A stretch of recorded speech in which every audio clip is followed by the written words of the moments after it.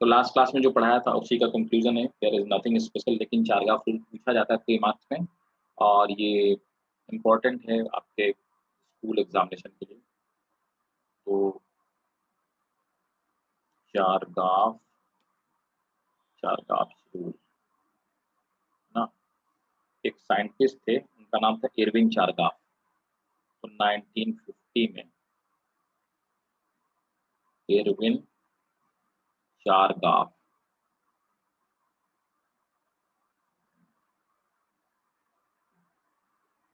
चारगाफ ने ये रूल दिया था। ठीक है, चलो नोट करना स्टार्ट करो। चारगाफ के रूल क्या है ना। तो पहला रूल है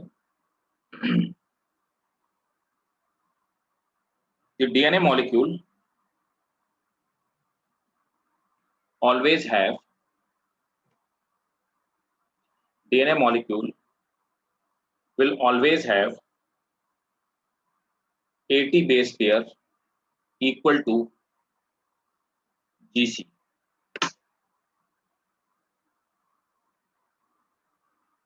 DNA molecule will always have 80 base pair equal to GC. ठीक है, तो 80 और GC जो होंगे वो बराबर अमाउंट में होंगे। Second rule, purine and pyrimidine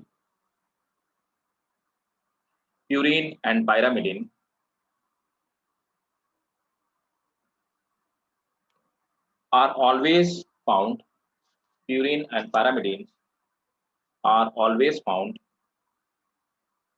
in equal amount. तो प्यूरिन हमेशा पायरामिडिन के बराबर अमाउंट पाई जाएगी। Next point,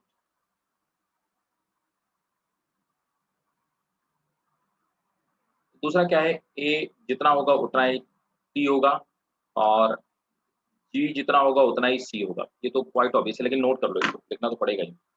the amount of adenine,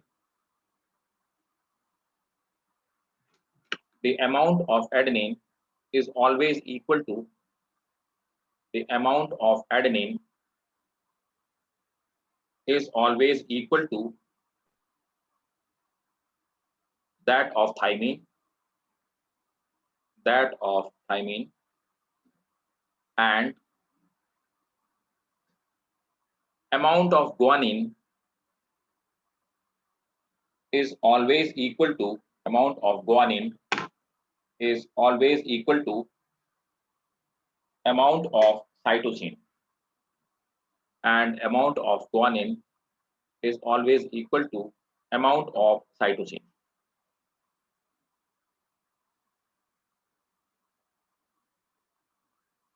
ठीक है, next, the base ratio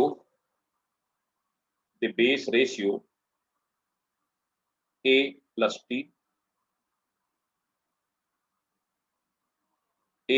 T upon G plus C may vary from the base ratio of A plus T upon G plus C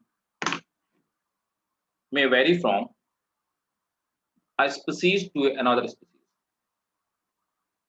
but it is constant for a given May species. vary from one species to another, but it is always constant for a particular species. ये question पूछा हुआ है, NEET का question. Next,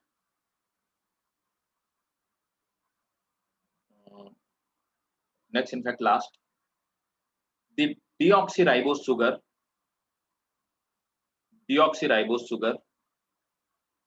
and phosphate components,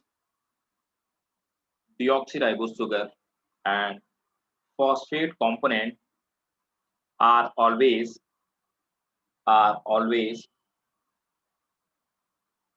equal in proportion. Equal in proportion. तो ये 5 rule हैं चारगाफ के, ये पांचों आप याद रखना। ये आपको स्कूल के लिए ज्यादा इंपॉर्टेंट है, 3 मार्क का क्वेश्चन में पूछा जाता है। Some time which of the following is correct और which of the following is wrong करके ऐसा आ जाता है नीट में। तो जो स्पीसीज वाला मैंने आपको क्वेश्चन बताया कि पर्टिकुलर स्पीसीज में रेशियो कांस्टेंट रहता है, ये क्वेश्चन ऑलरेडी पूछा हुआ क्वेश्चन है ना। सर बोलो भाई। ये a+t/g+c का रेशियो तो 1 रेशियो बनाना चाहिए। ये किसी भाई इंसान का a+t/g+c निकालो, चिंपांजी का निकाल लो तो अलग अलग होगा, लेकिन सभी चिंपांजियों में सर कांस्टेंट रहता है। सर वही पूछ रहा हूँ कि मतलब ये तो सबके लिए 1 रेशियो 1 आना चाहिए। क्या सबके लिए? सर सबके लिए 1 रेशियो 1 आना चाहिए ना ये तो। सबके लिए 1 रेशियो बनाना चाहिए, बट इट डिपेंड्स। आप ये नहीं कह सकते हैं सर a+t। नहीं, सर मैं रिसर्च क्योंकि अब पॉइंट ही इसका रीजन है, जैसे कह रहे हैं कि ए और टी और जी और सी तो नंबर में इक्वल होंगे। सर तो हम इसको a/g का रेशियो भी ले सकते हैं, और उससे पहला पॉइंट ये कह रहा है कि the number of AT bonds will be equal to the number of GC bond, तो ए और जी भी तो इक्वल हुए उस हिसाब से। ये तुम डेरिवेशन कर रहे हो क्या? याद रखो फैक्चुअल चीज है, समझे? तुम ऐसे डेरिवेशन करने के चक्कर में नहीं पड़ो। ये तुम चीजों को कॉम्प्लेक्स क्यों बनाते हो भाई? सर वो ऊपर वाले पॉइंट ही है, उसे कॉन्ट्रडिक्ट कर रहे हैं। अरे यार क्या कॉन्ट्राडिक्ट कर रहा है तुम बताओ। ए ए एटी और जीसी, वो पहला वाला पॉइंट क्या कर रहा है? फर्स्ट पॉइंट पढ़ो, फर्स्ट पॉइंट क्या कह रहा है? फर्स्ट वाला पॉइंट ये कह रहा है AT base pair will be equal to GC base pair, है ना? जितने एटी होंगे उतने ही जीसी होंगे, वो ये कह रहा है। तो मतलब अगर 100 एटी हैं तो 100 जीसी होंगे, वो ये कह रहा है। अब नीचे क्या कह रहा है ना? तो एटी बराबर अमाउंट में पाए जाएंगे, ठीक है, और जीसी, ठीक है, तो जितने ए इज इक्वल टू टी, है ना, और जी इज इक्वल टू सी, ये कह रहा है। तो यहां पर इसमें तुम क्या रेशियो निकाल लो, अब बताओ तुम। 80 बराबर है, तो मान लेते हैं 50 ए है तो 50 टी है, ये तो कह रहा है। पहला पॉइंट ये कह रहा है always has 80 base pair equal in to number of GC base pair, है ना? ठीक है, तो दोनों अपान में, अब समझ लो। तो suppose that for sake of example कि किसी भी पर्टिकुलर स्पीसीज में 80 अपॉन जीसी का रेशियो हमने निकाला, ठीक है। अब 80 का किसी पर्टिकुलर डीएनए में 80 और जीसी का हमने रेशियो निकाला। अब 80 और जीसी का रेशियो कैसे निकलेगा? तो वो ये कह रहा है कि मान लेते हैं कि 1000 या 1,00,000 80 थे और इसमें 1 ही लाख जीसी थे, है ना? तो रेशियो भले ही बनाया, लेकिन ये जो 1,00,000 है ना, 1 लाख 1 लाख, ये कांस्टेंट रहेगा पर्टिकुलर स्पीसीज में। ये हमेशा किसी स्पीसीज में कांस्टेंट रहेगा, ये वेरी करेगा दूसरी स्पीसीज में। अब हमारा आपका रेशियो निकला, मान लेते हैं 9 एंड 9000 अपॉन 9000, तो ये हमारी स्पीसीज में कांस्टेंट रहेगा। सिंपल, ऐसे याद रखो। अच्छा sir, sir got it sir, मैंने उसे लोएस्ट टर्म में रिड्यूस करके बोल दिया, समझ गया मैंने तभी तो बोला कि सिंपलीफाइड करके पढ़ो, कॉम्प्लेक्स करके क्यों पढ़ते हो मेरे भाई? सर। सर सर वो हाँ बोलो बेटा। क्या कराया सर आपने? अभी मेरा नेटवर्क चला गया था। मैंने बेटा चारगाफ रूल लिखाया बस, ठीक है, चारगाफ रूल, जिसके 5 सर एक पॉइंट। बार बता दीजिए। चारगाफ रूल बेटा ये कह रहा है, ऊपर वाला पहला पॉइंट है कि जितना 80 होगा उतना ही जीसी पाया जाएगा, है ना? फिर दूसरा वो कह रहा है कि जितनी प्यूरिन्स होंगी किसी भी डीएनए में उतनी ही पायरामिडिन्स पाई जाएंगी, ठीक है। दूसरा वो कह रहा है कि A is equal to T upon G is equal to C. तो मैं बता रहा हूँ तीसरा पॉइंट क्या है, तीसरा पॉइंट समझा देता हूँ मैं। तीसरा पॉइंट कह रहा है वो कि थर्ड पॉइंट है the amount of adenine always equal to thymine. जितना एडेनिन होगा उतना थाइमिन पाया जाएगा, और जितना ग्वानिन पाया जाएगा उतना साइटोसिन पाया जाएगा किसी पर्टिकुलर डीएनए में। फिर दूसरा वो कह रहा है कि किसी पर्टिकुलर स्पीसीज में ए प्लस टी अपॉन जी प्लस सी जो होता है ये कांस्टेंट रहेगा, और दूसरे स्पीसीज के साथ ये वेरी करेगा, है ना? ये कह रहा है। और लास्ट पॉइंट वो ये कह रहा है कि जितना राइबोस शुगर पाई जाएगी, मतलब ये पेंटोस शुगर जितने रेशियो में पाई जाएगी, उसी रेशियो में क्या फॉस्फेट पाया जाएगा। मतलब कि अगर 5:2 का रेशियो है तो रेशियो हमेशा कांस्टेंट रहेगा शुगर और फॉस्फेट के बीच में, ठीक है। ये कह रहा है, ये पांचों पॉइंट सर क्या है? सेकंड वाले में क्या कर रहा है? सेकंड सेकंड इस वाले में, यस सर। अच्छा सेकंड वाले में ये कह रहा है कि purines will be equal to pyrimidines. Okay sir.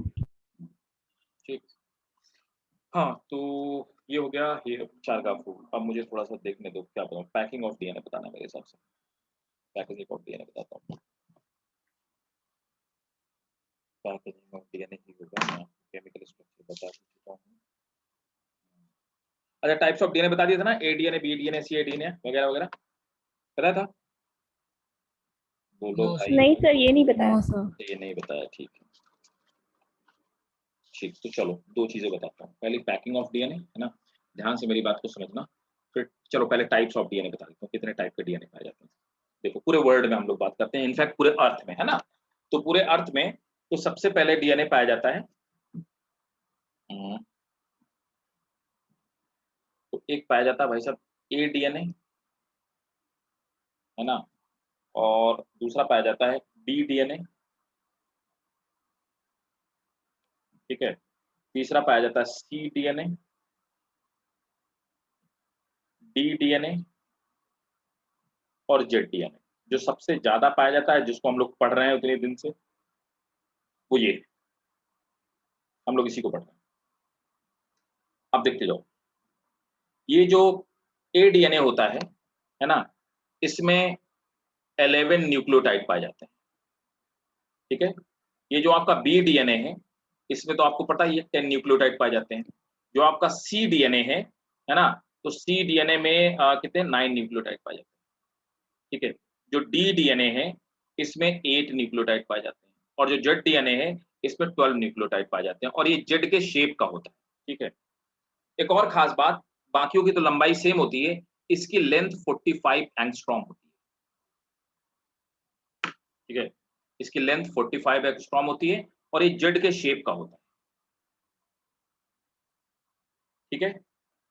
एक और बात, ये जितने सारे ऊपर वाले डीएनए हैं, ये सब कैसे हैं, क्लॉकवाइज घूमे हुए हैं। मतलब मैंने बताया ना कि ऐसे करके यूं रोटेटेड है, तो क्लॉकवाइज, तो ये सब कैसे हैं, ये राइट हैंडेड डीएनए इनको कहा जाता है, राइट हैंडेड। तो इन सब में जो एटन है ना, रोटेशन है, वो राइट हैंडेड है। ये वाला जो डीएनए है, ये लेफ्ट हैंडेड है, ये भी नोट करो, लेफ्ट हैंडेड डीएनए, ठीक है। यूकैरियोट में जितना डीएनए पाया जाता है, यूकैरियोट में, वो आपको पता है स्ट्रेट डीएनए पाया जाता है ना, रस्सी की तरह, ठीक है। और प्रोकैरियोट में कैसा होता है, कैसा होता है, पूरा पढ़ा चुका हूँ, सर्कुलर नहीं बताया था, याद आया। Yes sir. अच्छा, मोनेरा पढ़ाया था ना, पढ़ाया था, सर्कुलर होता है डीएनए, दैट्स इट। तो ये डीएनए के टाइप, इसमें कितने न्यूक्लियोटाइड पाए जाते हैं, राइट हैंडेड कौन सा है, लेफ्ट हैंडेड कौन सा, बताया था। तो इतने टाइप की दुनिया में डीएनए पाए जाते हैं। चलो, अब नेक्स्ट हेडिंग डालो, पैकिंग ऑफ डीएनए, है ना, पैकेजिंग ऑफ डीएनए। तो किसी एक सेल के अंदर 1 किलोमीटर लंबा डीएनए हो सकता है। इतना लंबा थ्रेड, सेल जैसी छोटी चीज जिसको आप माइक्रोस्कोप से देखते हो, और न्यूक्लियस जैसी छोटी चीज जिसको आप इलेक्ट्रॉन माइक्रोस्कोप से देखते हो, और उससे भी छोटी जगह में कैसे इतना पैकिंग हो जाती है। तो एक इतना फोल्ड करके पैक होता है, this is called packaging of DNA. तो आपकी हेडिंग होगी पैकेजिंग ऑफ डीएनए। अब मैं आपको पहले दिखाता हूँ what is the packaging of DNA. देखो, समझ में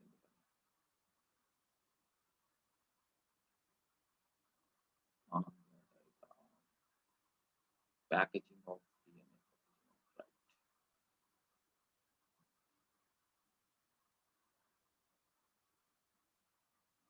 दिख रहा है क्या डायग्राम, यस सर। साफ दिख रहा है सबको, यस सर। समझ में आ रहा है ना सबको डायग्राम, यस सर। ठीक है। अब देखो डीएनए की पैकिंग किस फॉर्म में होती है, क्रोमोसोम के फॉर्म में, समझते हैं ना मेरी बात को। तो सबसे पहले डीएनए, तो डीएनए कितना लंबा है, 2 नैनोमीटर, मतलब कि 20 एंगस्ट्रॉम। ये डीएनए के क्या है, ये इसका ये डायमीटर है। अब ये डालो at the simplest level chromosome integration, ठीक है। अब डीएनए क्या होता है, डीएनए आपस में ऐसे ऐसे, पहले डीएनए खुद में फोल्ड हो जाता है। डीएनए फोल्ड होने के बाद, है ना, ये एक प्रोटीन होती है, हिस्टोन प्रोटीन, है ना। ये हिस्टोन प्रोटीन के साथ मिलकर के चक्कर लगाता है।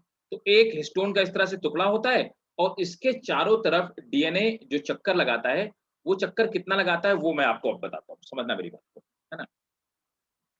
तो देखो लिखा है ईच, इसको हम इस स्ट्रक्चर को क्या बोलते हैं, ये बीच में है आपका क्या, ये हिस्टोन मॉलिक्यूल है, 8 हिस्टोन मॉलिक्यूल, है ना, राइट। और इसके चारों तरफ ये जो डीएनए चक्कर लगाता है, विच डीएनए रैप्स 1.65 टाइम। तो ये हिस्टोन का मॉलिक्यूल है, हिस्टोन प्रोटीन होती है, एक बेसिक प्रोटीन होती है, पॉजिटिव प्रोटीन होती है। इसके ऊपर नेगेटिवली चार्ज डीएनए 1.65 टाइम्स चक्कर लगाता है। अब यहाँ पर मैं कुछ एडिशनल बताना चाहता हूँ, बिल्कुल ध्यान से सुनना। जहाँ नहीं समझ में आया तो अभी के अभी पूछना, ये मत बोलना कि सर पूरा रिपीट करो। ध्यान समझना मेरी बात को, नहीं समझ में आया अभी बताना, ठीक है। अब क्या है कि हिस्टोन प्रोटीन कैसी प्रोटीन, तो हिस्टोन प्रोटीन ऑक्टामर है। ऑक्टामर क्या मतलब हुआ? ऑक्टामर का मतलब हुआ कि ये 8 है ना, और बड़ा बनाता हूँ हिस्टोन ऑक्टामर। हिस्टोन ऑक्टामर का मतलब ये हुआ कि 8 मॉलिक्यूल से अलग-अलग मॉलिक्यूल से मिलकर के बनी हुई। तो हिस्टोन इस तरह की एक प्रोटीन है।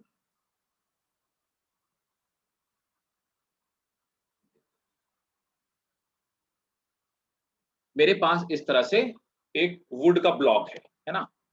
अब क्या करता हूँ मैं, इस वुड के जो ब्लॉक को मैं यहाँ से कट कर देता हूँ। यहाँ से 2 इक्वल पार्ट में, 2 इक्वल पार्ट हो गए, है ना? अब मैं क्या करता हूँ, बहुत गौर से मेरी बात को समझिएगा। अब मैं चाकू से इसको ऐसे कट करता हूँ, कहाँ से? ऊपर से नीचे तरफ, ठीक है? ऊपर से यूँ कट करता हूँ, ऐसे मैंने कट किया और फिर क्या मैं करता हूँ, ऐसे कट कर दिया। कितने टुकड़े हो गए ऊपर वाले के? 4। 4 4 हो गए ना? हाँ, ठीक है। ऐसे में क्या करता हूँ, जो नीचे वाला पार्ट है, इसको भी मैं ऐसे ही कट कर देता हूँ। तो नीचे की तरफ से ऐसे कट करता हूँ, ये ऐसे, और इसको भी कट कर देता हूँ। अब इसके भी कितने पार्ट हो गए? 4 पार्ट, ठीक है? अब ये जो ऊपर वाला पार्ट है, बहुत ध्यान से समझने की ज़रूरत है। ये जो ऊपर वाला पार्ट है ना? इसमें ये जो मॉलिक्यूल है, इस मॉलिक्यूल का नाम है, इस प्रोटीन का नाम है H2A।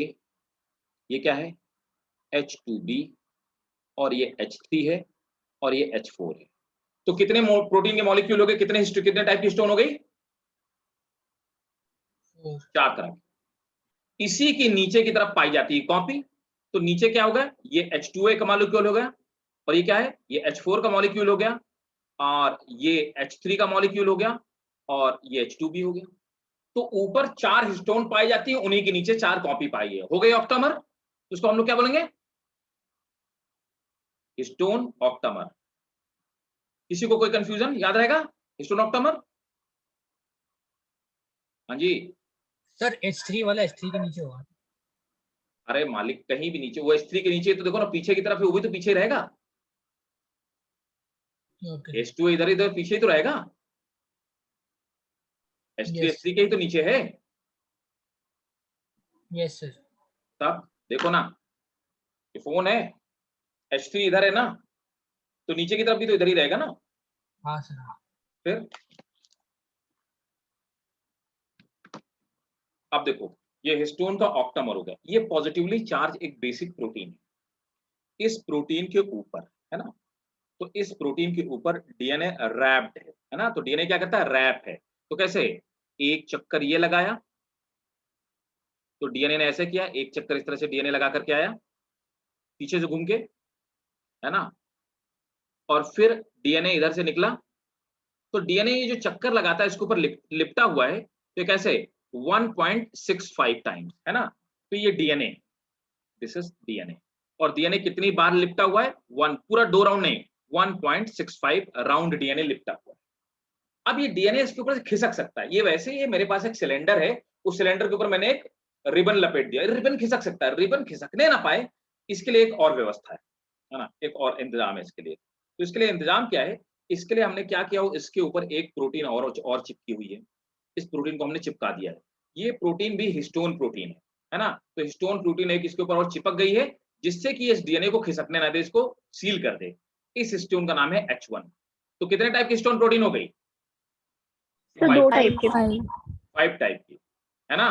तो हिस्टोन प्रोटीन 5 टाइप की, H2, H2A, H2A, H2B, H3, H4 और H1। इतने टाइप की हिस्टोन प्रोटीन पाई जाती है। इस पूरे के पूरे स्ट्रक्चर को भाई साहब क्या कहा जाता है? This complete structure is called nucleosome. बताओ, समझ आया? yes sir yes yes. चलो, इसको हम न्यूक्लियोसोम कहते हैं। अब ये जो न्यूक्लियोसोम आप देखो, ये हिस्टोन न्यूक्लियोसोम है। ये देखो H1 प्रोटीन यहाँ पे दिखाई गई है। इसका 11 नैनोमीटर डायमीटर होता है। छोड़ो, डायमीटर पे ज्यादा नहीं जाना। अब क्या होता है, इस तरह के बहुत सारे हिस्टोन आपस में जुड़े हुए होते हैं। आप देख पा रहे हो, ये न्यूक्लियोसोम और ये न्यूक्लियोसोम के बीच में डीएनए का एक लंबा सा थ्रेड है, ठीक है? इन दोनों न्यूक्लियोसोम के बीच में डीएनए का जो लंबा सा थ्रेड है, इसे लिंकर डीएनए कहते हैं। क्या कहते हैं? Linker DNA. तो लिंकर डीएनए क्या होता है? जो दो न्यूक्लियोसोम को लिंक करता है। तो कई बहुत सारे न्यूक्लियोसोम मिलकर के जो स्ट्रक्चर बनाते हैं बहुत सारे न्यूक्लियोसोम, उसको हम लोग क्या बोलते हैं? क्रोमेटोसोम। तो पहला क्या हो गया? डीएनए। डीएनए किसमें पैक्ड हो गया? न्यूक्लियोसोम में। ये न्यूक्लियोसोम में। न्यूक्लियोसोम किसमें सोम हो गया? क्रोमेटोसोम। क्रोमेटोसोम फिर से इस तरह से लिपट करके इस तरह का स्ट्रक्चर बनाते हैं। इसको, ये 30 नैनोमीटर का डायमीटर है। इस स्ट्रक्चर को क्या बोलते हैं? इसको सोलेनॉइड कहते हैं। सोलेनॉइड। ये सोलेनॉइड स्ट्रक्चर फर्दर और कंप्रेस होता है, और कंप्रेस होने के बाद, है ना, और ज्यादा कंप्रेस होता है। इस तरह से कंप्रेस होने के बाद किस चीज का फॉर्मेशन करता है? ये जो बनाता है, ये क्रोमेटिड का फॉर्मेशन बनाता है। तो ये क्या है? क्रोमेटिड बनाता है। और क्रोमेटिड और कंप्रेस होकर के क्या बनाते हैं? क्रोमोसोम। तभी हम कहते हैं कि क्रोमोसोम दो चीज से मिलकर बना है, हिस्टोन प्रोटीन और डीएनए। बताओ। Yes yes sir. क्लियर। ठीक है, तो देखो, तुम्हें क्या करना है, तुम्हें कौन कौन से स्ट्रक्चर याद रखने हैं और ड्रॉ करने हैं अपनी कॉपी में। पहला तुम बनाओगे डीएनए। दूसरा स्ट्रक्चर आप बनाओगे किसका? न्यूक्लियोसोम का। तीसरा स्ट्रक्चर बनाओगे क्रोमेटोसोम का। चौथा स्ट्रक्चर बनाओगे सोलेनॉइड का। पांचवा किसका बनाओगे? क्रोमेटिड का। और छठा तुम्हारा क्या होगा? क्रोमोसोम। क्रोमोसोम का डायमीटर कितना होता है? 1400 नैनोमीटर। एक क्रोमेटिड का डायमीटर कितना होगा? अरे आधा तो होगा, 700 नैनोमीटर। 700। Yes sir. और क्या, ये पूछा हुआ क्वेश्चन है कि एक क्रोमेटिड का डायमीटर कितना होता है। बस इतने स्ट्रक्चर आपको याद रखते हैं। ऊपर वाला आपके स्कूल में पूछा जाएगा बोर्ड एग्जाम में कि draw the well level diagram of nucleosome. Clear? कोई डाउट? तो आप इसका स्क्रीनशॉट ले लीजिए और आप इसको बना लीजिएगा। ठीक है, बिल्कुल बना लीजिएगा। न्यूक्लियोसोम का स्ट्रक्चर बहुत इंपॉर्टेंट है बोर्ड के लिए। और पैकेजिंग ऑफ डीएनए में आप लिख लो, पैकेजिंग ऑफ डीएनए आप नोट कर लीजिए। सर वो क्या कहते हैं 20 एंगस्ट्रॉम डीएनए का डायमीटर है ना, दो। हाँ, तो और क्या बताया तो था तुमको, 10 के स्ट्रॉन्ग। लेंथ भी, लेंथ कितनी बताई थी? 34 एंगस्ट्रॉम। हाँ, और नैनोमीटर में कितनी थी? 3.4। 3.4. 3.4 नैनोमीटर। ठीक है, याद रखना है चीज, है ना। चलो नोट करना स्टार्ट करो। The DNA sir molecule, the DNA molecule is negatively charged. The DNA molecule is negatively charged, so that it held at places with positively charged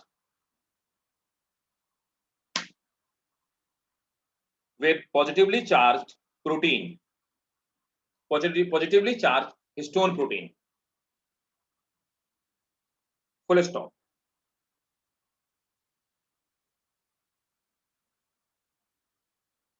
The histone protein are low molecular weight rich. The histone protein are low molecular weight rich,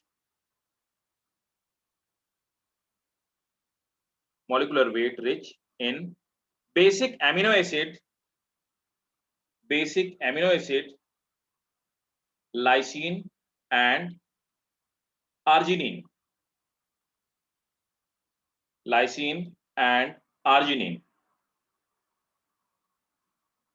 full stop. ये पूछा हुआ question है कि histone protein में कौन से amino acid पाए जाते हैं। तो लाइसिन और आर्जिनिन दो अमीनो एसिड होते हैं जो हायर अमाउंट में पाए जाते हैं हिस्टोन में, और यही इसको पॉजिटिव चार्ज देते हैं। Full stop. The DNA and histones,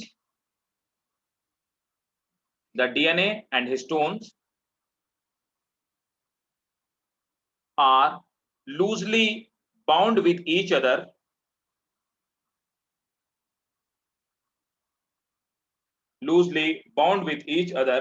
in about 1:1 ratio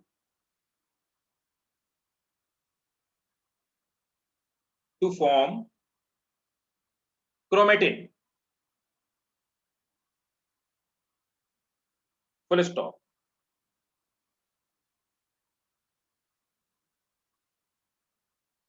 The positively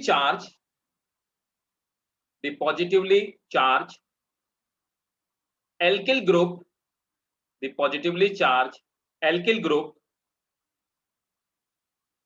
of amino acid bind strongly to negatively charged phosphate group of DNA.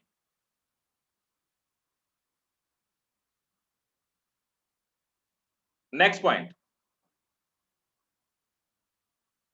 Histone are organized. Histone are organized to form a unit of histones are organized to form a unit of 8 molecules called histone octamer.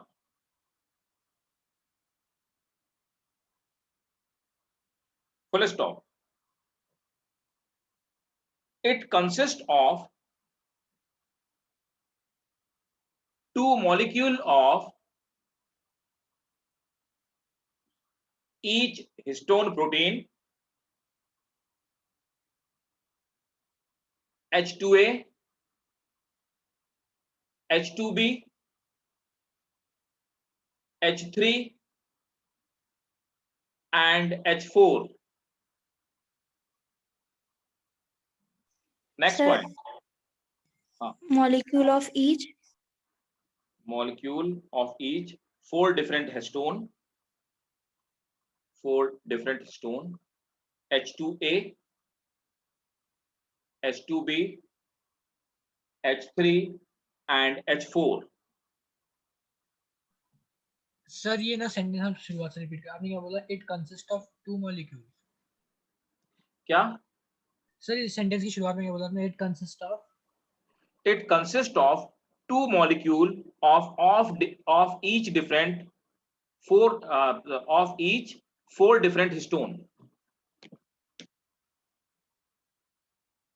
देखो भाई, ये 2 molecule नहीं हुए क्या? एक molecule ये हुआ, 4 different histone से बना हुआ. एक मॉलिक्यूल ये हुआ, 4 डिफरेंट हिस्टोन से बना हुआ. तो मैंने आपको लिखवाया it consist of 2 molecule of each 4 different histone, H2A, H2B, H3 and H4. Full stop. A molecule of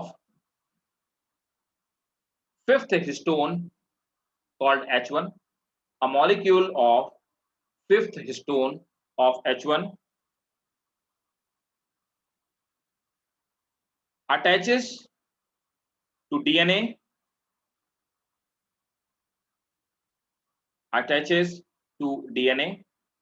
and make it stable.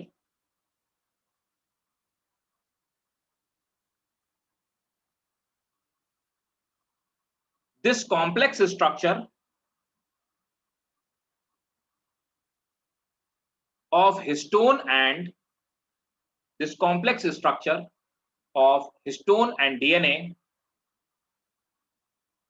is called nucleosome.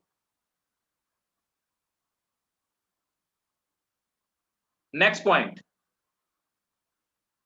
Each nucleosome is connected to next. Each nucleosome is connected to next by linker DNA.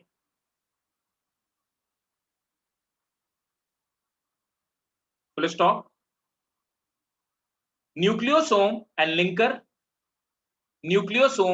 linker together form chromatosome. full stop.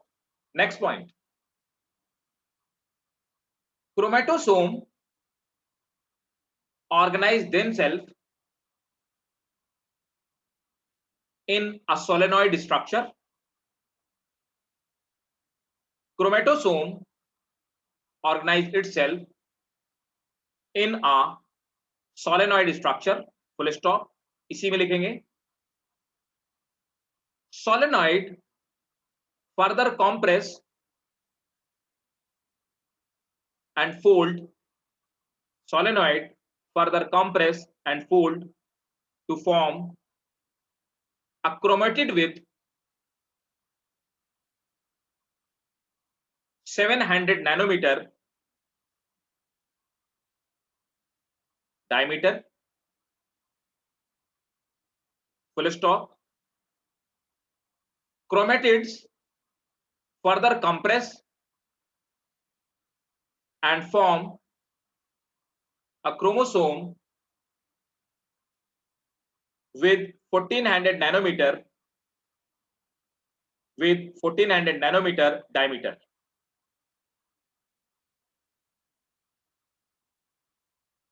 ठीक भाई, clear है packaging of DNA? ठीक है, तो ये है क्या packaging of DNA. बाकी तो मैंने ट्रांसफॉर्म में पढ़ा ही दिया, केमिकल स्ट्रक्चर भी पढ़ा दिया डीएनए का। Okay,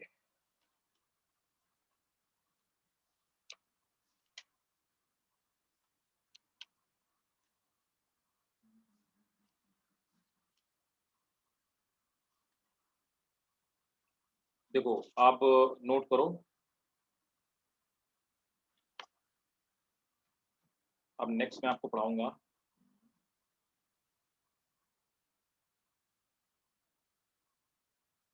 replication of DNA. Next heading डालो, रेप्लिकेशन ऑफ डीएनए। मतलब रेप्लिकेशन का मतलब होता है एक डीएनए दो में कैसे कन्वर्ट होगा। ठीक है, चलो मैं पहले कुछ बता देता हूँ।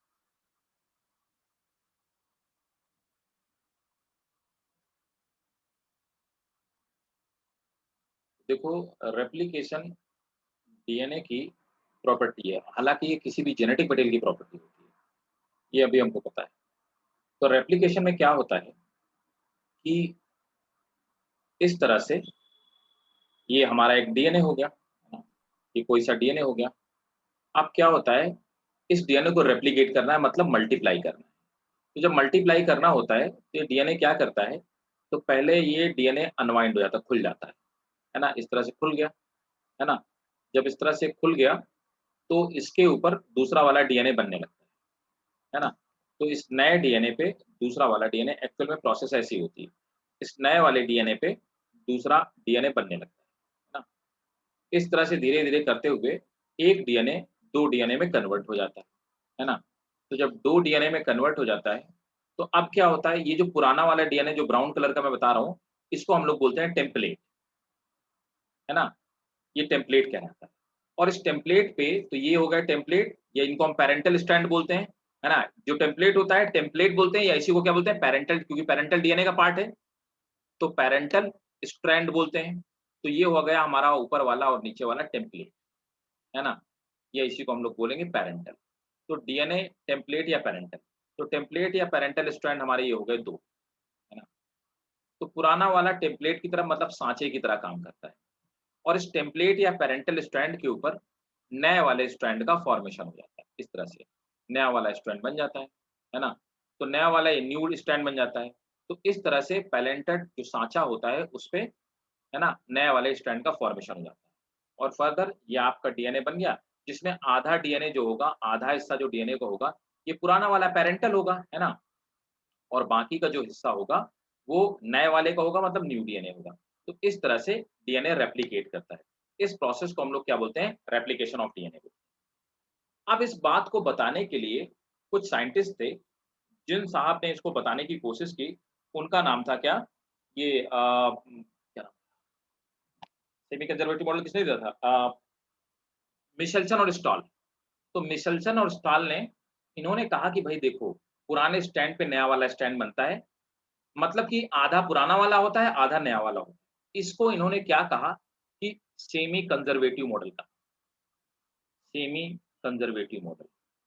तो सेमी कंजर्वेटिव का मतलब क्या हुआ कि आधा वाला, आधा जो स्टैंड होगा वो पेरेंट का होगा और आधा नया वाला होगा। तो डीएनए आधा कंजर्व रहता है, सेमी कंजर्व रहता है। इसको हम लोग सेमी कंजर्वेटिव मॉडल बोलते हैं। और इसे प्रूव करने का काम किया मिशेल्सन और स्टॉल, ठीक है। इन्होंने ये मॉडल दिया। समझ आया रेप्लिकेशन क्या होता है, टेम्पलेट यस स्टैंड क्या है और सेमी कंजर्वेटिव क्या है, ठीक है। अब सेमी कंजर्वेटिव मॉडल पूछा जाता है ना।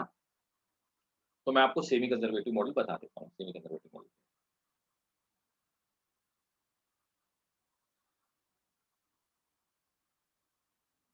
तो नेक्स्ट हेडिंग डालेंगे। रेप्लिकेशन तो आप डाल चुके हैं, रेप्लिकेशन के अंदर में सब हेडिंग डालेंगे। Semi conservative model of, semi conservative model of Meselson और स्टॉल। अब मैं आपको बताता हूँ इन्होंने किया क्या। कहाँ है?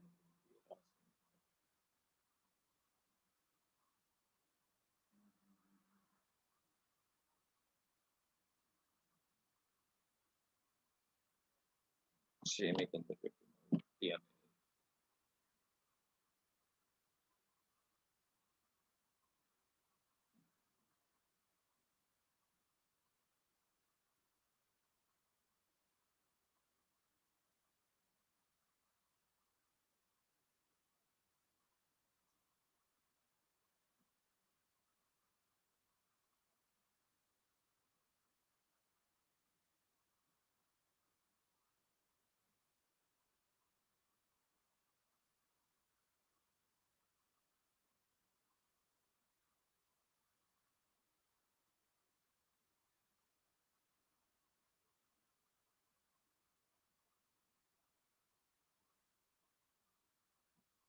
देखो,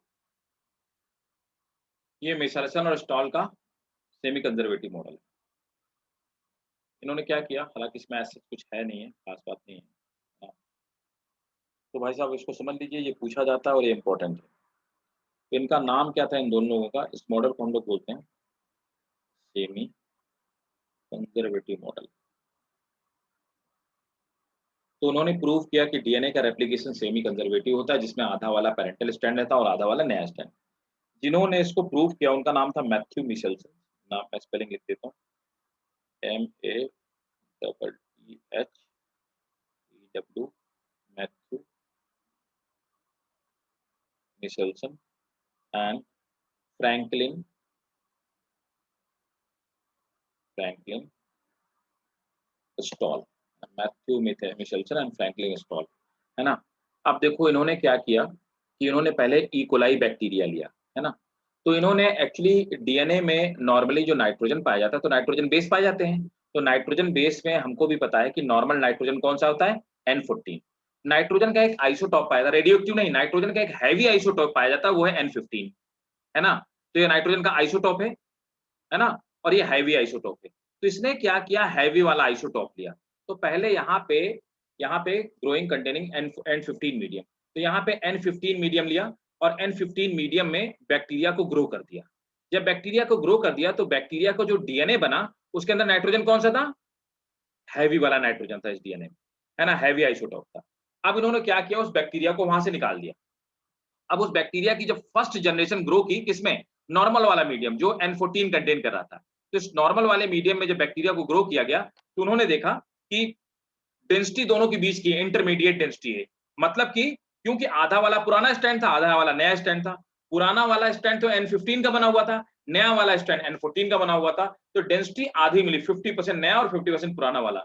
इसके बाद उन्होंने जब दूसरी बार ग्रो किया, तो दूसरी बार उन्होंने ग्रो किया तो इन्होंने देखा कि 50% ऐसा डीएनए है ना, जो कि N14 है। और उन्होंने बोला कि बाकी जो 50% है इसमें इंटरमीडिएट डेंसिटी है, ठीक है। इसके बाद इन्होंने तीसरी साइकिल पे ग्रो किया। तीसरी साइकिल में इन्होंने देखा कि 75% जो है वो N14 वाला है और 25% जो है वो इंटरमीडिएट डेंसिटी वाला है। इस एक्सपेरिमेंट के बेसिस पे इन्होंने प्रूव कर दिया कि डीएनए का जो रेप्लिकेशन होता है वो सेमी कंजर्वेटिव होता है। आधा पेरेंटल स्टैंड होता है और उस पे नए स्टैंड का फॉर्मेशन, ठीक है। ये मिशेल्सन स्टाल का सेमी कंजर्वेटिव मॉडल। क्लियर भाई, बोलो भाई। अरे कुछ तो बोलो। Yes, sir. तो आप इसका स्क्रीनशॉट ले लीजिए, और ये हालांकि आपके एनसीईआरटी में भी बना हुआ है। आप चाहो तो आप अपने एनसीईआरटी से भी नोट कर ले सकते हो, डायग्राम सेम है, इसमें कुछ there is nothing special, there is nothing new, है ना। But it's important for your school examination, और important for your board examination, और 3 मार्कर क्वेश्चन है ये। Semi conservative model no doubt पूछा जाता है कि prove how the DNA replicate semi conservative way. Note कर लो, तो नोट करेंगे।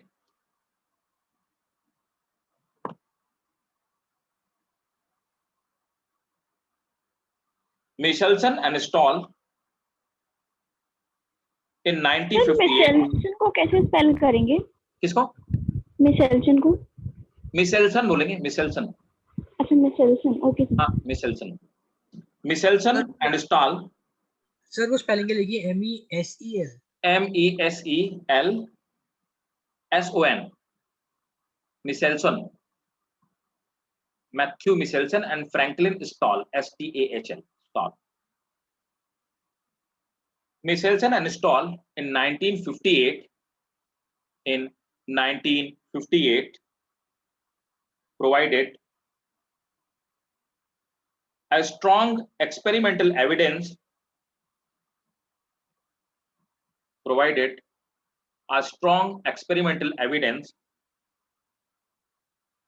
which supported semi-conservative mode of replication,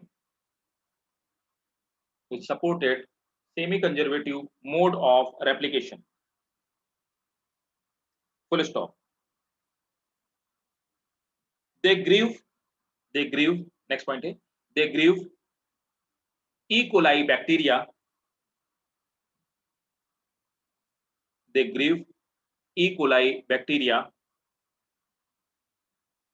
containing the heavy nitrogen isotope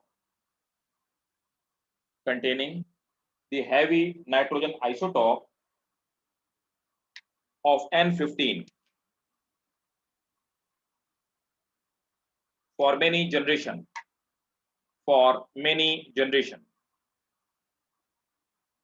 Full stop.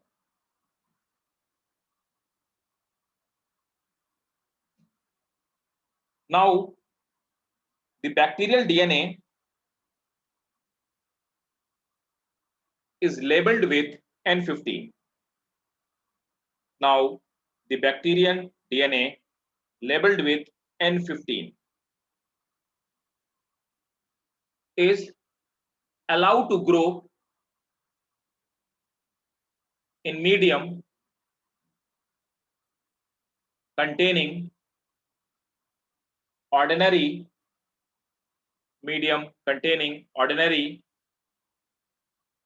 N14 isotope. Full stop. Next point है, from the daughter cells of first generation, Sir, ordinary. N15, N14 medium. Full stop.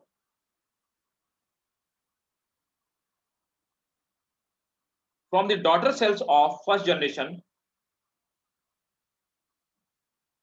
DNA was extracted. From the daughter cell of first generation, DNA was extracted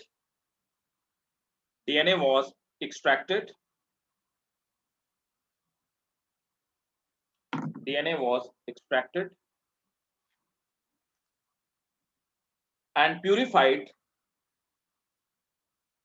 Full stop. इसी में लिखेंगे, it was found that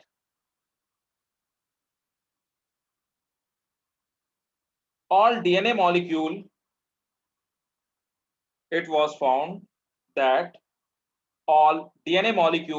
were hybrid.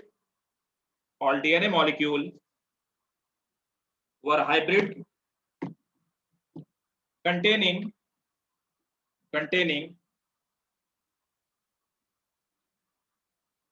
50% N14 containing 50% N14 and 50%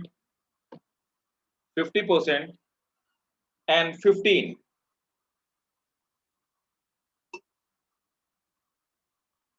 Full stop. This is what expected from, this is what expected from the semi-conservative, this is what expected from the semi-conservative mode of replication. This is what expected from the semi-conservative mode of replication. Full stop. Next point. The second generation cell found to have 50% hybrid and 50% N14.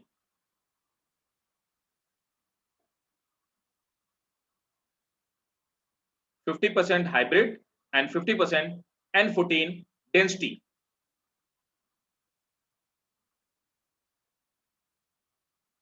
This again conforms to the prediction. This again conforms to the prediction of semi-conservative mode of replication. Semi-conservative mode of replication. ठीक भाई?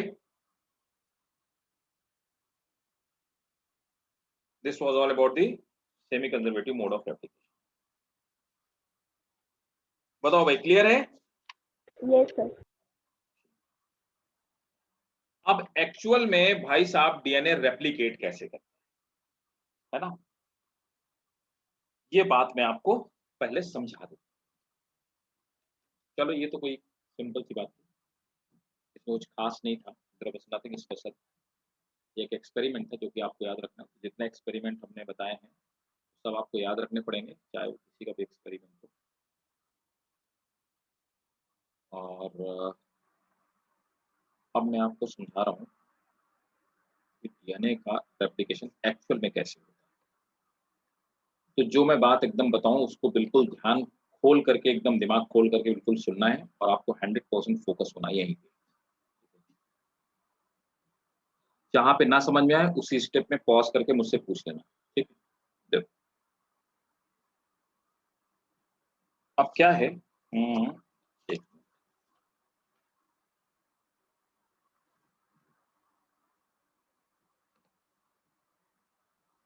तो होता क्या है कि ये रहा हमारा डीएनए का स्ट्रैंड।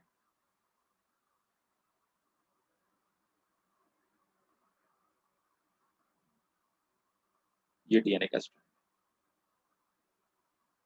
और इस तरह से closed double helical structure as usual हमें पता है इस तरह से रहता है।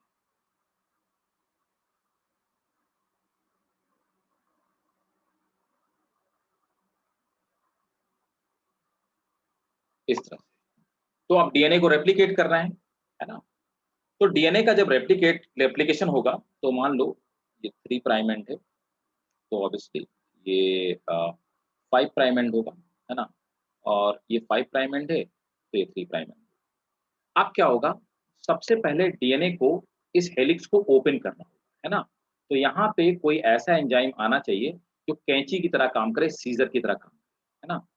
तो एक एंजाइम आता है, अब मेरी बात को गौर से समझते हैं ना, उस एंजाइम का नाम है हेलिकेज। हेलिकेज का काम क्या होता है, ये एक एंजाइम है, प्रोटीन एंजाइम है, ये हेलिक्स को ओपन करने का काम करता है। तो ये बिल्कुल कैंची की तरह काम करता है और कैंची की तरह इसको काट के ओपन करने का काम करता है। अब ये क्या काम करेगा, ये हेलिक्स को ओपन करता है ना? कैंची की तरह काटता जाएगा, राइट? तो ये फंक्शन हो गया आपके हेलिकेज का। अब देखो इस तरह से अब ये हेलिक्स ओपन होना स्टार्ट हो जाएगा।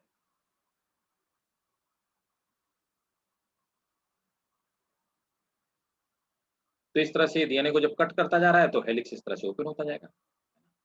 अब हेलिक्स ओपन हो गया, ये आपका 3 प्राइम एंड है और ये 5 प्राइम एंड है ना, ये 5 प्राइम एंड होगा तो ये 3 प्राइम, ठीक है। तो हेलिक्स ओपन हो गया। अब जब इस तरह से, बहुत गौर से मेरी बात को समझिएगा, तो आधा टेम्पलेट स्टैंड इधर हो गया है ना, इस तरफ, और आधा टेम्पलेट स्टैंड नीचे की तरफ हो गया है ना। एक में छोर में 3 प्राइम एंड, दूसरे के छोर में 5 प्राइम एंड है। अब क्या है कि अब आपने देखा होगा कि आपने वो वैसी कुछ तार देख रखी जो जो रेड और ब्लू, वो कलर की, ब्लैक कलर की या व्हाइट और रेड कलर की तारें होती हैं, वायर जो हम लोग बिजली के लिए यूज करते हैं, इलेक्ट्रिसिटी के लिए, है ना। अगर उस तार को आप ऐसे, दोनों तार को अलग, 2 तारें होती है, अगर आप उसको खींचना शुरू करो तो क्या होता है, उसके केंड पे, उसके मुंह के पास एटम क्रिएट होने लगती कि नहीं होती, स्ट्रेन क्रिएट होने लगेगा एटम, और एक लिमिट के बाद वो एटम इतनी टाइट हो जाएगी कि फर्दर आप तार को टूट ही जाएगा लेकिन तार ओपन नहीं होगा, है ना। वही प्रोसेस यहाँ पे होती है क्योंकि डीएनए तो ट्विस्टेड है। अब जब ये हेलिक्स ओपन होने लगता है तो यहाँ पर ये काम तो करता जा रहा है ना। तो हेलिकेज ने तो अपना काम करना शुरू कर रखा है, ये तो कैंची की तरह आगे चलता जा रहा है, लेकिन अब यहाँ पर स्ट्रेन क्रिएट होने लगता है इस पॉइंट, तो इसको हम फॉर्क कहते हैं। ये क्या बन गया, डीएनए फॉर्क, है ना। तो फॉर्क बन गया। फॉर्क किसने बनाने का काम किया, हेलिकेज ने। अब क्या होता है कि इसकी एटम को छुड़ाने के लिए 2 एंजाइम होते हैं, है ना। तो पहला एंजाइम जो होता है उसको हम लोग, मतलब इनफैक्ट एक ही एंजाइम होता है, तो इसकी एटम को छुड़ाने के लिए यहाँ पे एक एंजाइम आएगा, ठीक है। अब वो एंजाइम क्या करेगा, उसका एक काम है, वो यहाँ पे कट मारेगा, कट कट मारने के बाद उस स्ट्रेन को छुड़ा देगा, है ना। स्ट्रेन को छुड़ाने के बाद दोबारा जोड़ देगा, कट मारा, स्ट्रेन को छुड़ाया और फिर से जोड़ दिया, है ना। ये जो काम करेगा ये दूसरा एंजाइम, इस एंजाइम का नाम है टोको आइसोमेरेज। टोको आइसोमेरेज। तो टोको आइसोमेरेज एंजाइम क्या करेगा कि इसके स्ट्रेन को रिमूव करने का काम करेगा, है ना। तो स्ट्रेन रिमूव हो गया, स्ट्रेन रिमूवल का काम करेगा। और पहले मैंने आपको बताया कि it will open helix, open helix, ये हेलिक्स को ओपन करने का काम करेगा, है ना। अब क्या होगा, ये जो सिंगल स्ट्रैंड वाले जो आगे बनते जा रहे हैं, तो इस तरह से कैंची चलती जा रही है, स्ट्रैंड निकलता जा रहा है और आगे की तरफ फॉर्क बढ़ते जा रहे हैं। अब ये फॉर्क ज्यादा जब लंबा हो जाएगा, फॉर्क आपस में फिर से चिपक सकते हैं, तो हाइड्रोजन बॉन्ड फिर से बन जाएंगे, ठीक है। अब ये हाइड्रोजन बॉन्ड यहाँ पे बनने ना पाए, ये क्वेश्चन कई बार पूछा गया एम्स में। तो यहाँ पर एक प्रोटीन है, वो प्रोटीन क्या करती है, ऊपर चिपक जाती है, और ये क्या करती है, ये जो प्रोटीन है, तीसरी वाली प्रोटीन, तो थर्ड जो प्रोटीन है, ये डीएनए के सिंगल स्ट्रैंड को स्टेबलाइज करने का काम करती है और सिंगल स्ट्रैंड को दोबारा चिपकने से रोकती है। इस प्रोटीन का नाम है एसएसबी प्रोटीन। एसएसबी प्रोटीन, ये एंजाइम नहीं है। पूछा गया था कि रेप्लिकेशन में कौन सा ऐसी प्रोटीन है जो नॉन एंजाइमेटिक प्रोटीन है। तो एसएसबी क्या है, ये मैं लिखवा दूंगा जब लिखवाऊंगा। SSB is not non enzymatic protein, ठीक है। इसका मतलब क्या होता है, सिंगल स्ट्रैंड बाइंडिंग प्रोटीन। तो सिंगल स्ट्रैंड बाइंडिंग प्रोटीन जो है, ये क्या करेगी, सिंगल स्ट्रैंड में बाइंड कर देगी, और बाइंड करने के बाद काम क्या करेगी, इसका काम क्या है, इट विल स्टेबलाइज हेलिक्स। तो सिंगल स्ट्रैंड जो खुल गए हैं उनको स्टेबलाइज करने का काम करेगी। Is it clear? Yes sir. Okay. अब क्या हुआ भाई साहब, अब डीएनए का हेलिक्स ओपन हो, बहुत ध्यान से मेरी बात को समझिएगा। अब डीएनए का हेलिक्स हो गया ओपन। आपको मैं डायग्राम बना बना के बता रहा हूँ, ये आपको किसी बुक में नहीं मिलेगा, इसलिए बहुत गौर से समझिएगा। जहां नहीं समझ में वहां मुझे बता। अब भाई साहब फॉर्क तो हो गया ओपन आपका,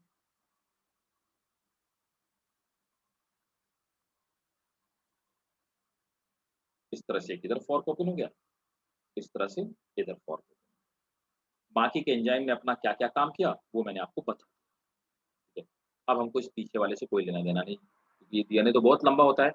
अब हमारा क्या है, ये हो गया हमारा 3 प्राइम और ये वाला हो गया 5 प्राइम। चलो अब डीएनए की सिंथेसिस स्टार्ट होगी। जब डीएनए की सिंथेसिस स्टार्ट होगी तो दोनों ही स्ट्रैंड पे पुराने, अब ये टेम्पलेट स्ट्रैंड है, पेरेंटल स्ट्रैंड है, टेम्पलेट या पेरेंटल स्ट्रैंड में नए स्ट्रैंड का बनना शुरू होगा। जब भी नया स्ट्रैंड बनना शुरू होगा तो सबसे पहले क्या होगा, सबसे पहले एक एंजाइम आएगा अब चौथे नंबर पर जो एंजाइम आएगा वो एंजाइम है, उसका नाम है प्राइमेज। तो प्राइमेज एंजाइम ये चौथे नंबर पर आया। ये काम क्या करेगा?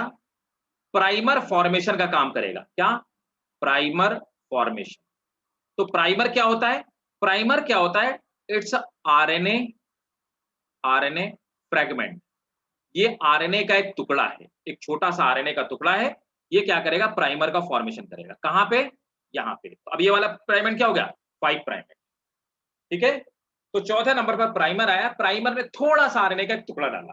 डीएनए नहीं बनेगा, डीएनए के इस टेम्पलेट पे पहले डीएनए नहीं बनेगा। शुरुआत कहां से होगी? आरएनए के एक छोटे से टुकड़े से, जिसको कि हम आरएनए प्राइमर कहते हैं। तो ये आरएनए यहां पे चिपक गया। अब जब प्राइमर चिपक जाएगा, अब आता है असली एंजाइम जो एक्चुअल में खेल करेगा। तो असली जो गेम है ये तो इसका है, इसका डीएनए पॉलीमरेज। ये पांचवा जो एंजाइम आएगा, दिस इज डीएनए पॉलीमरेज। ये डीएनए के टेम्परेट में एक नए टेम्पलेट का फॉर्मेशन करेगा, पॉलीमराइजेशन रिएक्शन करेगा। तो डीएनए पॉलीमरेज क्या करेगा? डीएनए के टेम्पलेट पे नया डीएनए बने। इसके साथ एक समस्या है। समस्या भाई साहब इसके साथ ये है कि ये जब भी चलेगा तो हमेशा इसकी चलने की जो डायरेक्शन होगी वो कहां से होगी? वो 5 प्राइम एंड से 3 प्राइम एंड की ही डायरेक्शन में चलेगा। इसके चलने का एक ही रूल है, ये हमेशा 5 प्राइम एंड से 3 प्राइम एंड की तरफ चलेगा, इसी डायरेक्शन में चलेगा। और इस डायरेक्शन में चल करके डीएनए के पुराने स्ट्रैंड पे, टेम्पलेट पे एक नए स्ट्रैंड का फॉर्मेशन करता है। ठीक है, लगातार ये डीएनए का स्ट्रैंड बनता जा रहा है। ये वाला जो स्ट्रैंड बन रहा है, जो मैंने ग्रीन कलर से बनाया ऊपर की तरफ, मतलब कि जिसकी डायरेक्शन क्या है? 5 prime end to 3 prime end से इस डायरेक्शन में बन रहा है। मतलब जिस डायरेक्शन में हेलिक्स ओपन हो रहा है, उस डायरेक्शन में जो डीएनए बनता जा रहा है, इस डीएनए को हम लोग कहते हैं कंटिन्यूअस स्ट्रैंड। क्या कहते हैं? Continuous strand. इसी कंटिन्यूअस स्ट्रैंड को हम लीडिंग स्ट्रैंड भी कहते हैं। इसी को हम लीडिंग स्ट्रैंड कहते हैं। अब समस्या क्या है? डीएनए पॉलीमरेज तो हमेशा भाई साहब कहां से चलेगा? डीएनए पॉलीमरेज हमेशा कहां चलेगा? हमेशा इस डायरेक्शन में चलेगा। कहां से? इधर से 5 टू 3 प्राइम एंड, है ना? तो 5 टू, अब यहां पे तो 5 प्राइम एंड इधर है। अब डीएनए पॉलीमरेज जब इसको कहा जाता है कि तुम एक काम करो, उल्टा काम भी करो, तो ये कहता है उल्टा काम करने में मेरी इफिशियंसी गिर जाएगी। मैं यहां पे डीएनए को लगातार नहीं बना सकता, मैं डीएनए को यहां पे टुकड़ों में बनाऊंगा। तो क्या करेगा? आरएनए प्राइमर बनाया, फिर एक डीएनए का छोटा सा स्ट्रैंड बनाया, फिर प्राइमर बनाएगा, फिर स्ट्रैंड बनाएगा, फिर प्राइमर बनाएगा, फिर स्ट्रैंड बनाएगा। तो दूसरे वाले स्ट्रैंड में, है ना, कौन सा? ये 5 to 3 वाला जो है ना, ये वाला नीचे वाला जो दूसरे वाला स्ट्रैंड है, इस दूसरे वाले स्ट्रैंड में डीएनए छोटे छोटे टुकड़ों में बने। ठीक है, इसलिए ये जो दूसरा वाला स्ट्रैंड है, इस स्ट्रैंड को हम लोग क्या कहेंगे? इसको लैगिंग स्ट्रैंड कहेंगे। क्यों? क्योंकि इसमें रफ्तार कम हो गई, लैग कर रहा है, इसलिए इसको लैगिंग स्ट्रैंड कहेंगे। लैगिंग स्ट्रैंड जो होता है, और इसमें ये जो डीएनए के छोटे छोटे टुकड़े बन रहे हैं, कैसे? ये छोटे छोटे जो डीएनए के टुकड़े बन रहे हैं, ये टुकड़े बन रहे हैं, है ना? इन डीएनए के, हाँ जी सर ये भी तो 5 से 3 जा रहा है ना, तो क्यों? हाँ 5 से 3 जा रहा है, लेकिन देखो ना, डीएनए का स्ट्रैंड इधर ओपन हो रहा है, इधर की तरफ। तो ये क्या करेगा? पहले बनाएगा, फिर वापस आएगा, फिर बनाएगा, फिर वापस आएगा, फिर बनाएगा, फिर वापस आएगा। ऊपर वाला तो ऐसे मूव करता जा रहा है आगे की तरफ, ये वाला तो इधर चल रहा है ना, इधर मूव कर रहा है। और दूसरा वाला क्या है? उसको अपोजिट डायरेक्शन में आना है, इधर अपोजिट डायरेक्शन में आना है। तो ये नीचे वाला जब अपोजिट डायरेक्शन में आएगा, अब ये तो इसके साथ साथ चलता जा रहा है डीएनए पॉलीमरेज इस डायरेक्शन में, जब ये यहां पे बना रहा होगा तो क्या होगा? और स्ट्रैंड खुल जाएगा, तो ये बनाएगा, फिर पीछे जाएगा, बनाएगा, फिर पीछे जाएगा। तो इसको तो उल्टा चलना पड़ रहा है ना। डीएनए का हेलिक्स किधर जा रहा है? इधर, इधर ही खुल रहा है ना डीएनए का हेलिक्स। कैंची किधर चल रही है? देखो भाई, कैंची किधर चल रही है? इधर चल रही ना। हाँ जी, देख रहे हो? यस डीएनए पॉलीमरेज किधर चलेगा? ये भी इधर ही चल रहा है, ऊपर वाला। यस नीचे वाले को किधर चलना पड़ेगा? नीचे वाले को तो कैंची के अपोजिट डायरेक्शन में चलना है, नहीं चलना? तो नीचे वाला तो बार बार पिछड़ जाएगा। कैंची इधर चल रही है, इसको इधर बार बार इधर आना पड़ेगा उल्टा, है ना? तो ये ऑपोजिट चल रहा है, इसलिए नीचे वाले स्ट्रैंड को लैगिंग स्ट्रैंड। Yes sir. ये डीएनए के जो छोटे छोटे टुकड़े बनते हैं, इनको एक साइंटिस्ट ने खोजा था, उसी के नाम पे इनको बोलते हैं ओकाजाकी फ्रैगमेंट। इन्हें ओकाजाकी फ्रैगमेंट कहते हैं। समझ आया यहाँ तक? Yes sir. Yes sir. सबको क्लियर है ना 100%? आप इसको नोट कर लीजिए, नोट करते जाओ। इतना इलस्ट्रेटिव डायग्राम आपको कहीं नहीं मिलेगा, किसी बुक में नहीं मिलेगा। मैं आपको जैसे स्टेप है, और इसी से आप 5 मार्क्स का क्वेश्चन आराम से लिख सकते हो, और आप नीट के भी वो क्वेश्चंस क्लियर हो जाएंगे अगर आपको इस सीक्वेंस में याद है, जिस सीक्वेंस में मैं आपको समझा रहा हूँ।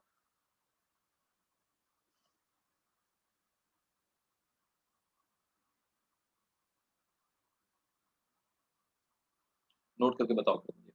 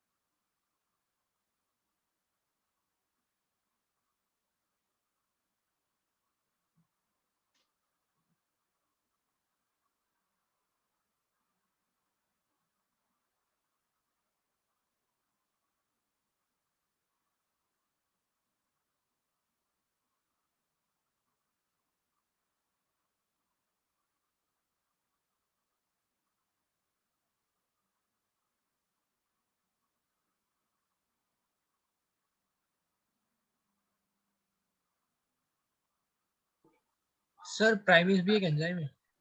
हाँ प्राइमेज भी एक एंजाइम है। हाँ, बिल्कुल प्राइमेज एंजाइम है। सर एक बार टोपो आइसोमरेज और एसएसपी प्रोटीन बता दीजिए।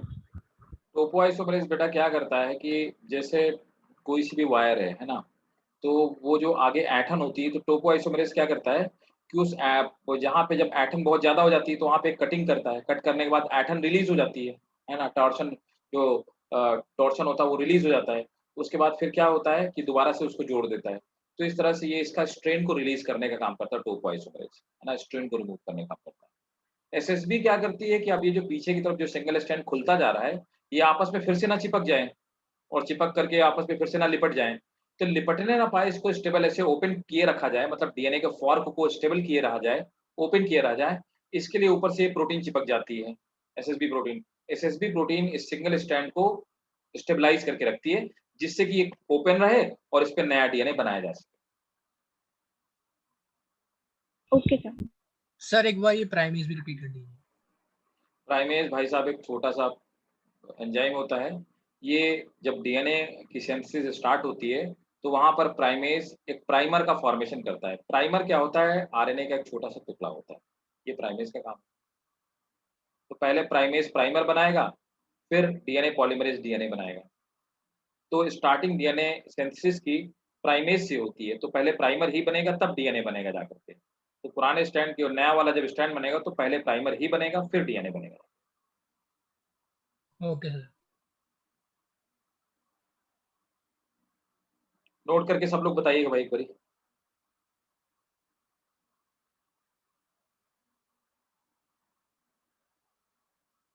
सर हाँ जी बेटा। सर आपने ये एसएसबी प्रोटीन के बारे में वो बताया था ना कि वो एंजाइम नहीं होती है सर ये? हाँ वो मैं लिखवा दूंगा। अभी ये पूरी जो प्रोसेस आप बता रहा हूँ ना, ये आपको मैं नेक्स्ट क्लास में एक्चुअली एक्सप्लेन करूंगा, लिखवाऊंगा, तो वहाँ पे ये सब चीजें मैं लिखवा दूंगा, है ना। ये क्वेश्चन पूछा हुआ ओके था, ये क्वेश्चन एम्स का क्वेश्चन एक्चुअली, क्वेश्चन ये पूछा हुआ था, ऑप्शन दे रखा था डीएनए पॉलीमरेज, टोपोआइसोमरेज वगैरह वगैरह, गाइरेजेस दे रखा था, विच of the following is non enzymatic protein. तो नॉर्मली बाकी सब एंजाइम है, लेकिन ये प्रोटीन तो है, बाकी सब एंजाइम भी है और प्रोटीन भी है। ये अकेली एक ऐसी चीज है, प्रोटीन तो है लेकिन एंजाइम नहीं है इस पूरी प्रोसेस में। Yes sir okay. ठीक है, सबने बना लिया, ड्रॉ कर लिया सबने, सबको समझ में आ गया? Yes sir. यस ठीक है, चलो अब आगे चलते हैं। ठीक है, अब आगे की कहानी ऐसी है कि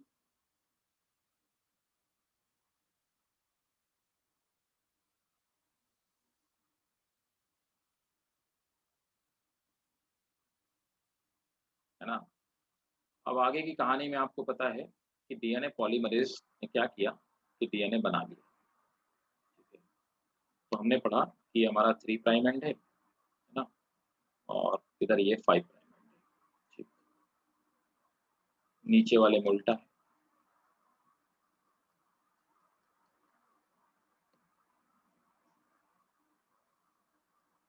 ये 3 प्राइम एंड है ना। अब क्या है कि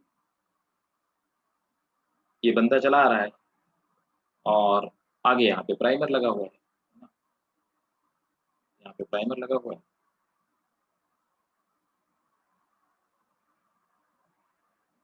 ठीक है, और इधर इस डायरेक्शन में बन रहा है, और ये जिस डायरेक्शन में बन रहा है तो ये वाला 5 to 3 प्राइम है ना। आप वहां से चलता चलता मूव करता हुआ आपका डीएनए पॉलीमरेज यहाँ तक आ गया। तो डीएनए पॉलीमरेज का काम क्या है कि नया जो पुराना वाला स्ट्रैंड है उसको टेम्पलेट की तरह यूज कर रहा है, और उसके ऊपर नया वाला डीएनए का नया स्ट्रैंड आता जा रहा है। तो इस तरह से नए वाले स्ट्रैंड का फॉर्मेशन होता जा रहा है, डीएनए बनता जा रहा है ना। तो डीएनए पॉलीमरेज के मैं आपको फंक्शन बता देता हूँ। डीएनए पॉलीमरेज क्या करता है? डीएनए पॉलीमरेज सबसे पहले तो क्या करता है, डीएनए की सिंथेसिस करता है, मतलब पॉलीमराइजेशन जिसको बोलते हैं। तो पुराने स्ट्रैंड पे नया डीएनए बनाता है। दूसरा प्रूफ रीडिंग का भी काम करता है।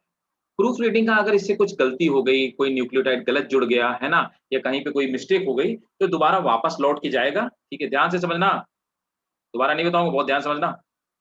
ये क्या करेगा कि प्रूफ रीडिंग भी करता है। प्रूफ रीडिंग क्या? प्रूफ रीडिंग आप क्या करते हो, आपने लिख दिया एक पेज, 10 पेज लिख दिए, प्रूफ रीडिंग आपका क्या करोगे, आप फिर पहले पेज तक जाओगे, जहां गलती होगी उसको रिमूव करोगे, कुछ भी करोगे, है ना। तो आप उसको क्या करोगे, उसको रिमूव करने का काम करोगे आप उसको, है ना, आप उसको करेक्ट करने का काम करोगे। ये भी वही काम करता है प्रूफ रीडिंग। दूसरे वाले स्टैंड पे तो ये लीडिंग स्टैंड हो गया। दूसरा मैंने आपको बताया कि लैगिंग स्टैंड। लैगिंग स्टैंड में हमने देखा था छोटे छोटे बीच बीच में प्राइमर लगे हुए हैं, ये इस तरह से प्राइमर बने हुए हैं। ठीक है, और यहाँ पे प्राइमर लगे हुए हैं, और प्राइमर के साथ में आगे डीएनए का ये भी लगा हुआ है ना। और यहाँ पर क्या हो रहा है कि डीएनए बन तो रहा है, ये भी क्या कर रहा है, आगे बनाता है फिर वापस आता है, आगे बनाता है फिर वापस आएगा, आगे बनाएगा फिर वापस आएगा, ऐसे ऐसे करके घिसा घिसा के चलता है। तो यहाँ पे भी डीएनए पॉलीमरेज, दूसरा वाला डीएनए पॉलीमरेज यहाँ पे काम कर रहा है ना। तो ये इस पोजीशन पे होगा, है ना। फिर ये फैक्टर बनेगा, फिर वो जब ये आगे खुल जाएगा स्टैंड तो फिर पीछे हटेगा, फिर पीछे लौट जाएगा, फिर बना के आएगा। अब क्या होता है कि डीएनए पॉलीमरेज अगले स्टेप में जब यहाँ तक बन गया, तो बनने के बाद जब 2 डीएनए स्ट्रैंड बन गए तो ये प्रूफ रीडिंग का काम करेगा। प्रूफ रीडिंग में आगे जाएगा, और आगे जाने के बाद डीएनए पॉलीमरेज सबसे पहला काम क्या करेगा, ए स्टेप क्या करेगा, रिमूव प्राइमर। तो पहले क्या करेगा, जितने प्राइमर इनको उड़ा देगा, दोनों दोनों डीएनए, ये डीएनए पॉलीमर इधर जाएगा, इसको प्राइमर को उड़ा देगा, ये आगे जाएगा, सब प्राइमर उड़ाता चला आएगा। फिर दूसरा वाला क्या करेगा, फिल द गैप। अब प्राइमर के fill the gap with DNA. अब जहां जहां प्राइमर हटा है वहां पे क्या है, गैप हो गया, उस गैप की जगह डीएनए बनाएगा। ठीक है, अब इस गैप को भरने के बाद, है ना, तीसरे नंबर पर एक अगला नेक्स्ट एंजाइम आएगा। अब वो नेक्स्ट एंजाइम क्या है, तो मैंने आपको यहाँ पे बताया था कि डीएनए कौन सा एंजाइम, आखिरी वाला एंजाइम किस नंबर का था, 5वें नंबर पे डीएनए पॉलीमरेज था, है ना। अब एक 6ठे नंबर पे एंजाइम आएगा, वो जो 6 नंबर के एंजाइम आएगा वो एंजाइम है लाइगेज। लाइगेज का काम क्या होगा, अब यहाँ पर सब जगह डीएनए पॉलीमरेज बन गया है ना, तो अब इसने क्या किया, प्रूफ रीडिंग किया, प्रूफ रीडिंग करने के बाद सब जगह आरएनए हटाता गया, डीएनए बनाता है, लेकिन ये गैप हो गया, यहाँ पे सब जगह गैप हो गया। तो गैप होने के बाद एक नेक्स्ट एंजाइम आएगा, वो यहाँ पे क्या करेगा, गम की तरह काम करेगा, गोंद की तरह काम करेगा, है ना, एडेसिव की तरह काम करेगा, यहाँ पे एडेसिव की तरह। तो जिन टुकड़ों के बीच में गैप है, तो ये क्या करेगा, it will join join it will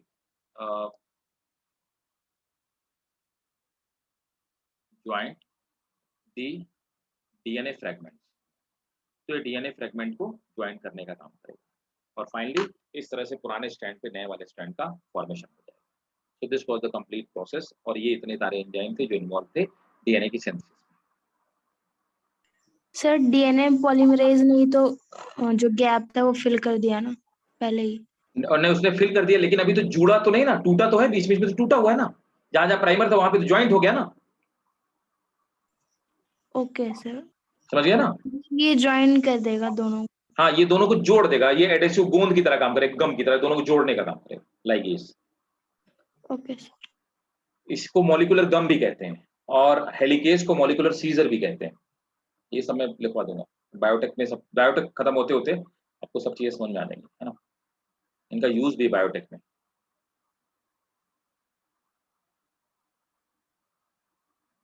इसको नोट करिए फिर बताइए आप लोग।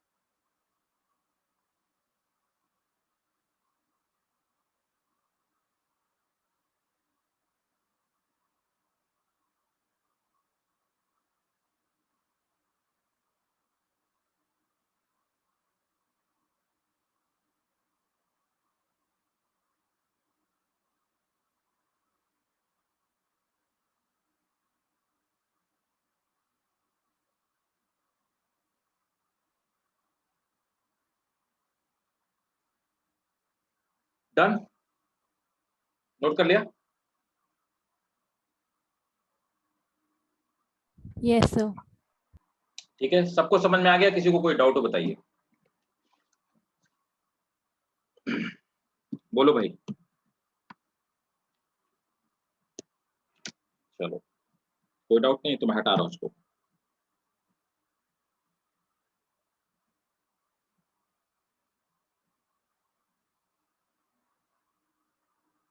अब एक सेकंड रुकिए।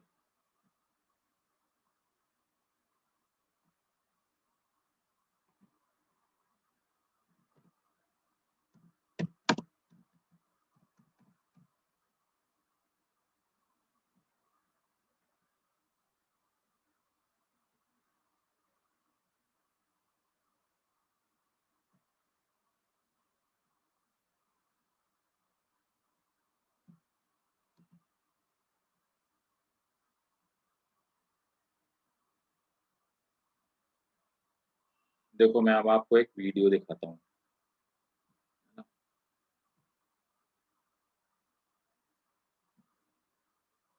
देखो, अब ध्यान से समझना, इस वीडियो को देखना।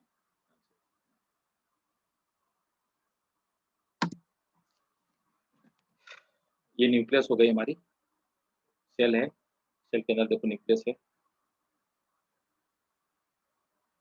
ये गोल्गी कॉम्प्लेक्स, माइटोकॉन्ड्रिया, ये सब इनके बीच में आप अंदर एक न्यूक्लियस है, न्यूक्लियस के ऊपर छोटे छोटे आपको पोर दिखाई दे रहे हैं, जो न्यूक्लियर पोर, ये न्यूक्लियर पोर है। न्यूक्लियस के अंदर न्यूक्लियोप्लाज्म है, न्यूक्लियोप्लाज्म के अंदर आप देख पा रहे हैं ये क्रोमोसोम से जो तैर रहे हैं, क्रोमोसोम है ना, ये देखो क्रोमोसोम में, है ना, क्रोमेटोफोर्स, क्रोमेटोफोर्स क्या, ये हिस्टोन प्रोटीन है ना, और ये न्यूक्लियोसोम, ये सब ओपन होगा पहले, ठीक है, ये पूरा अनवाइंड होगा, ये आपका डीएनए का स्ट्रैंड होगा, जिसको कि आप जीन्स भी कहते हैं, डीएनए के स्ट्रैंड को आप जीन्स कहते हैं। अब क्या हुआ, जहां से, ये देखिए, एक मिनट, जस्ट रुको,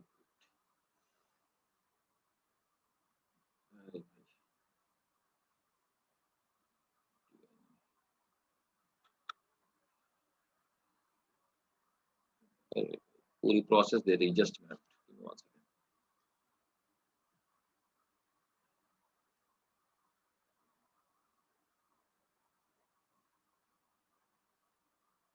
ओके ओके,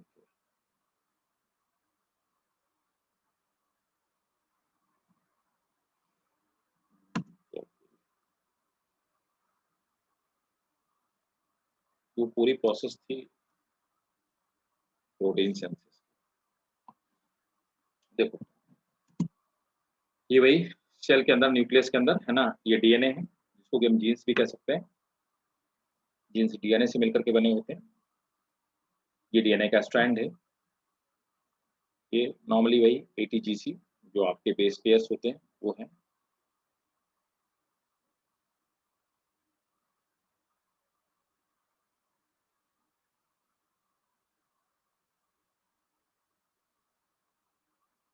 ये 5 प्राइम एंड हो गया, ये 3 प्राइम एंड, और इसके ऑपोजिट नीचे भी ऐसा होगा, ये 3 प्राइम एंड हो गया।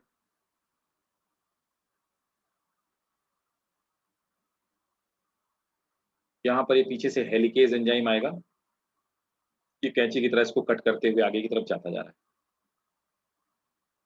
जो ओपन हो गया, मैंने बताया था, इसको हम रेप्लिकेशन फॉर्क कहते हैं। तो रेप्लिकेशन फॉर्क ओपन हो गया।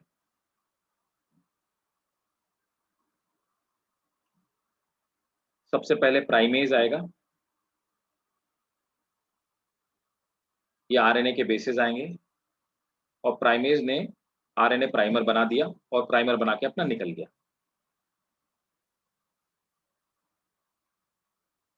फिर डीएनए पॉलीमरेज आएगा।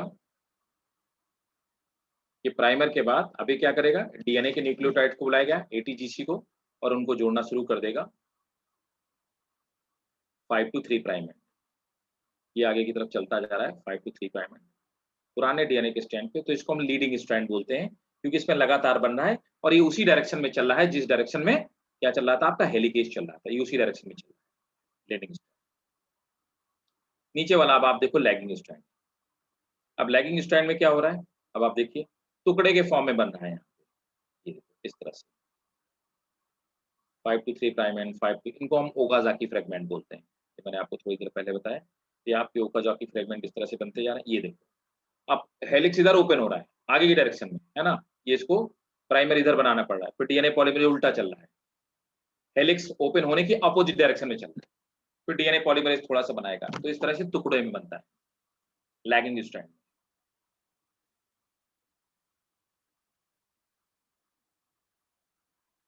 फिर वही आरएनए प्राइमेज आया, प्राइमर बनाया, फिर डीएनए पॉलीमरेज आया, डीएनए का स्ट्रैंड इस तरह से टुकड़ों के फॉर्म में बनता रहेगा। तो ये आपका लैगिंग स्ट्रैंड होगा, जिसमें ओकाज़ाकी फ्रेगमेंट। एक्सोन्यूक्लियस, ये एंजाइम क्या होगा, ये डीएनए पॉलीमरेज ये काम करेगा। तो डीएनए पॉलीमरेज ही क्या करेगा, प्रूफ रीडिंग का काम करता है। एक्सोन्यूक्लियस मतलब इसको तोड़ के बाहर निकाल देगा।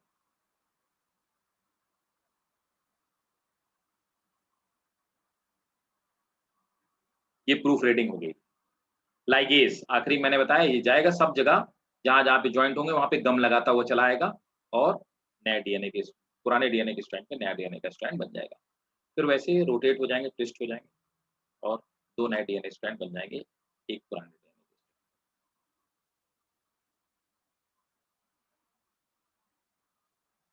ठीक भाई, समझ में आ गया?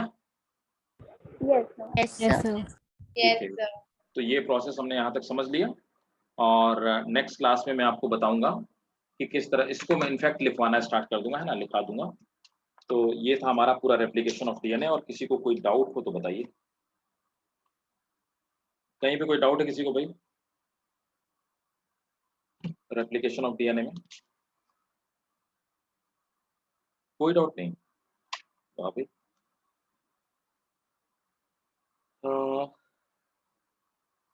एक पॉइंट नोट कर लो, इन प्रोकैरियोट, ये नीट का भी क्वेश्चन है और बहुत important question. In prokaryote the enzyme gyrases, the enzyme gyrases, ये नीट में भी कई बार पूछा हुआ है। In prokaryote the enzyme gyrases do the work of helicase, helicase and topoisomerase. एक ही एंजाइम दोनों के काम करते हैं। तो यूकैरियोट्स में कौन काम करता है? हेलिकेज और टोपोआइसोमरेज। और प्रोकैरियोट में उसकी जगह कौन काम करता है? गायरेज काम करता है। ठीक है, यस सर। ये डिफरेंस है प्रोकैरियोट और यूकैरियोट की।